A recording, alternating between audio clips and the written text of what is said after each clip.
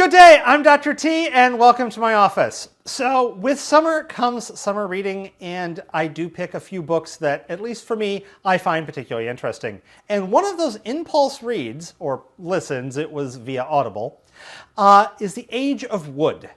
And this is, as you might guess, a history of wood. Yeah, exciting, right? It actually comes with a couple of interesting theses. The majority of the book starts out and argues that we as a society, when looking at technology and the progress of technology, have undervalued the role of wood. If you have, say, the Stone Age and the Iron Age, the Copper Age, I know I got things switched up, Bronze Age, we're thinking about tools and equipment made from stone, iron, copper, bronze, later on, industrial machines, etc. Except if you make a stone spear, most of that stone spear is actually made of wood. If you make an iron spear, it's still mostly wood. The great factories of the Industrial Revolution couldn't be made without wood. The great stone cathedrals still have wood ceilings, or wood roofs. Yeah, trees are kind of a big deal.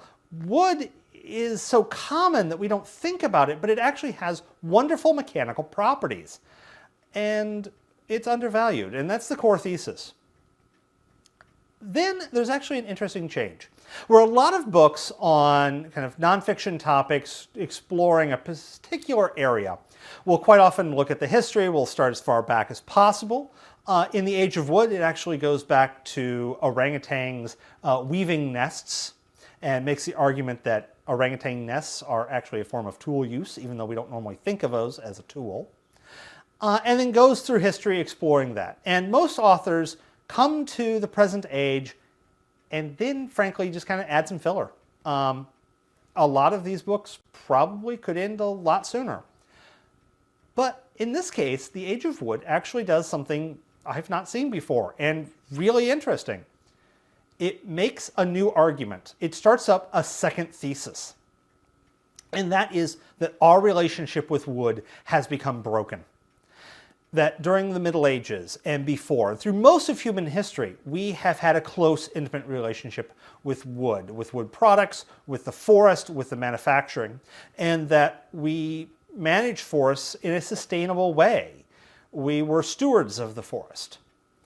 But with the Industrial Revolution, we became separated from the forest. We started treating the forest as a commodity to be bulldozed and extracted at industrial levels. Not something to be stewarded, not something to be cared for in a sustainable fashion. And that the argument of the second part of the book, the last chapter or two, is that going forward, modern technology will rely on wood. We are not going to go away from wood.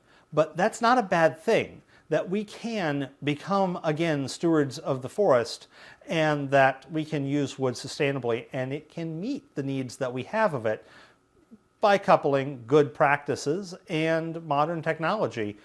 Things such as, good old particle board, which if you've shopped at IKEA, you are familiar with. It's not great, but hey, it does actually have very good properties, and it's made of sawdust.